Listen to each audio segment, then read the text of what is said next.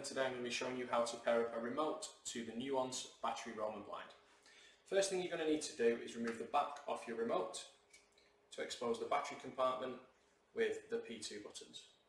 Then we need to insert the battery to the headrail by connecting it to the wire that comes out the motor. At this point your blind will shunt, and then you need to press P2, it'll shunt, press P2 again, it'll shunt, and then press up on the front of the remote. You'll get final shunt. That's now paired the remote to the headrail and will allow you to lift it up and down.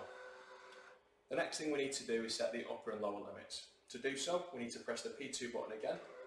The blind will shunt, press up. The blind will shunt, press P2, it'll shunt again, and then press up. At this point, your blind will start moving up towards its upper limit. Once we're approaching the upper limit, we can slow it down by pressing the P2, and that'll give us a more accurate point to stop at. This will put it into like a stepping mode. Once we've reached the desired height we want, let's say it's there, press the stop button, and then press the stop button slowly 5 times until the blind shunts. Once the blind's shunted, that's its upper limit set, and we can then run it down by pressing the down arrow to set the bottom limit. Again, when the blind's running down, we can press the P2 button to put it into a more accurate stopping position, like so.